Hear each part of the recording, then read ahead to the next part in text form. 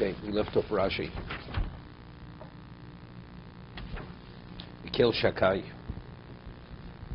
Rashi, the first pasuk. Kel Shakai hiftachtim harvli havtochos.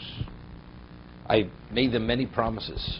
In regard to every promise, I said, I am Kel Shakai. Ushmi Hashem lo nadati lohem. But my name, Yudke Vovke, I did not make it known to them. Lo dati ksivkan, el lo no dati. Lo nikarti la memidis hamita sheli shaleh nikro shmi Hashem. I never identified myself with the attribute of my truthfulness and why I am called Shmi Hashem, Neman La'amis. What is Hashem? Neman La'amis Dvorai. Meaning actually to fulfill my words. Yiftachtu v'lo kiyamti. I promised them, but I never fulfilled it. It doesn't mean Chas v'Sholom. Kel Shakim means he's not going to fulfill it. Meaning they did not see the fulfillment of the promise. The land will be yours. They didn't see the fulfillment.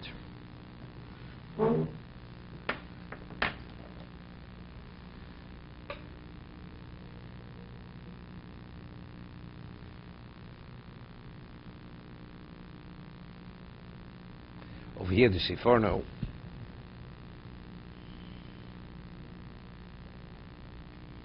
Ushmi Hashem lo nadati lohem. He explains, Ba'osa Amareh. Lo shanisi badom shum teva betivei habilti nifsodim. He says, I did not alter nature. Look, even though we do find within Avraham Avinu when he went to war, battle against the four kings, he did. They were miracles. But I think what it means, there wasn't an obvious change of nature here. The water turned to blood. The earth turned to lice. The frogs, fire and water simultaneously existed. The hail was fire and water. He says something phenomenal. Now, before Sinai, how did you know a person was a prophet? How do you know there was such a thing as prophecy? The prophet who God communicates to, he knows he's a prophet. But for him to convince others, how do they know he's a prophet? It's based on their own evaluation. Even if he performs a miracle, he has to perform a miracle. He has to alter nature to prove that he's a prophet. Or he just has to convince the person that God spoke to him. But again, even if you perform a miracle could be attributed to many things. It could be witchcraft, it could be sorcery. So until Sinai, one did not know whether prophecy was absolute, a fact, was based on one's assessment, one's evaluation. From Sinai going forward, prophecy became an absolute. Why? Because prophecy, everybody saw Hashem speaking to Moshe Rabbeinu, openly communicating with him face to face. So if God openly communicates, you see, God communicates with human beings. So Moshe Rabbeinu, being God's spokesman, established, because Hashem openly communicated to Moshe Rabbeinu, so anything Moshe says, as the Rambam says, going forward, he's credible, he's God's spokesman. So if now Moshe Rabbeinu says in the name of Hashem that if a prophet performs miracles or forecasts the future, and the future comes to fruition, that's a confirmation he's a real prophet. So it's no longer based on your estimation. It's no longer your evaluation. It's based on the criteria which God said. And how do you know God said it? Because Moshe Rabbeinu is God's spokesman. Because Hashem openly communicated to Moshe in presence of every Jew. So he's saying something similar. That's the Rambam. That's the Rambam. So the Sephora is saying something. Until now, it was never revealed to the world where nature was openly altered. It was openly altered. Shmi Hashem lo natat. So in terms of the Masorah, in terms of the tradition they received, there's a God. But how do we ever get out of Egypt? We're locked in here. But if going forward, Hashem will alter nature where there's nothing, God says there's a change of events over here. Until now, everything existed within nature. There were slight alterations, But a major change in nature, it never ever happened. Going from this moment going forward to bring about Gula, because otherwise, how do you even believe such a thing could happen? How does it happen? One of the signs that Moshe Rabbeinu was what? The first two, the snake turning, the staff's turning into a snake, okay? That was to prove what? That he spoke Lashon Hara, right? Because the characteristic of the snake is Lashon Hara, as he spoke in the Garden of Eden against God. Putting his hand in his chest, coming out a leper also. That's he had spoken. What about pouring the water, and as the water touches the ground, it turns to blood? Right? That's unrelated. That was an indication that the Nile, which was the source of life for the Egyptians, is coming to an end. I mean, Hashem dictates life and death. It's not Paro who dictates life and death. So now, Shmi Hashem lo, so that understanding that God changes nature, and God is the cause of everything, now that they will see. And once they see that, then they'll know that they'll understand the Gula is going to take place. Otherwise, say, how's it possible? He says, "L'man hokim osam li lo'am uv'chein egolim." Through that, I'll be able to redeem them.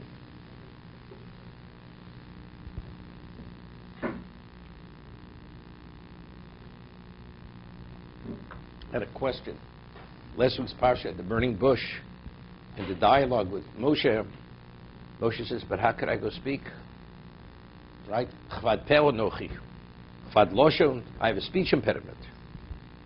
God is talking to you. Right? There's a burning bush here. The bush is burning, it's not consumed with the fire. So he's saying to God, how am I supposed to speak? So what does Hashem say? Misam ped lo'odam. I mean, who gives anybody the power to speak? The power to speak. I mean, what's even the consideration? Moshe Rabbeinu already is a prophet. He's not an ordinary person. I mean, if God would come to us and say, but how am I supposed to cross the Atlantic? I don't have a boat. I don't know how to swim. It's a question. So how do you understand Moshe Rabbeinu's question?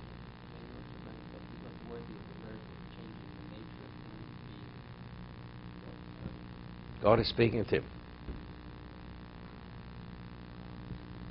So the way I understood it was that until this moment, everybody knew Moshe had a speech impediment. He was the grandson of Pharaoh. Until now, there was no such thing as revealed miracles in the open. Even the revealed miracle took place was on a concealed level. Moshe Rabbeinu now coming and speaking as if he never had a speech impediment. There's a revealed miracle. The Ramban says, I asked the question, the box in which Moshe was put into the water, it was made of Tevas Gomer, right? It was made of Gomer wood. What is Gomer wood? Was it good quality wood or was the most inferior quality wood? The most inferior quality. Why was the most inferior? David, why was the most inferior? He wanted to say he went to Home Depot. What's going on there? Got it on the sale. So what I explained was, so the Medrash says, because tzaddikim chavivim yosim migufan. The tzaddik doesn't waste a penny, as we find by the Pachim Ktanim, by Yaakov, the earthenware vessels. What is the value of putting them in a box? Just to conceal the miracle, right? Like the Ramban says, why did Noah have to make a table? The whole thing was miraculous. You have a structure which has a limited area. Could you put the species that went in there? Is it possible? You'd have hundreds of football fields. You could have put those numbers in there. So this little edifice, you're able to fit them all in. So what's the value? Take a matchbox and say everything going to the matchbox. Right? What do you need? With specifications? The answer is because nobody thinks of the question. It's to conceal the miracle. So if a miracle is obvious, it undermines one's free choice. If God is obvious, there's no choice any longer. Things are a little. There's a lot of gray in life. Just for us to evaluate and understand. Concealing the miracle with Yocheved, it was purely for that point. So to spend more than was necessary to conceal the miracle is a waste. Therefore, she purchased the most inferior quality wood. Whatever was sufficient to conceal the miracle, that's all she did. More than that, she would not. Because tzaddikim, chaviv momom yosim migufan. Because the tzaddik values everything God gives him. So to be wasteful, he's not going to be wasteful for that reason. Moshe it's known to all Egypt, especially to the royalty. Moshe has a speech impediment. God says, you go and you speak on my behalf. Chvad peh, chvad loshen anochi. But I have a speech impediment. But God is speaking to you. So Moshe understands, but God's approach to existence is, he doesn't go public. Because he goes public, this undermines and infringes on one's free choice. Hashem says, going forward, things are changing. And this, the Eser Makos, the 10 plagues, everyone was a revealed miracle. As the Ramban explains in Parshas Bo, why it had to change on a temporary level. Because God became a forgotten entity. There was no longer choice. The whole reason is because it undermines free choice, but there was no longer free choice at this moment. Free choice is where there's an alternative. There was no longer alternatives. All there was in the mind of humanity was only deities. God wasn't even a consideration anymore. He wasn't a choice. God had to reestablish, you have a choice. It's me pitted against the deities. And once it's established, then there's no longer revealed miracles.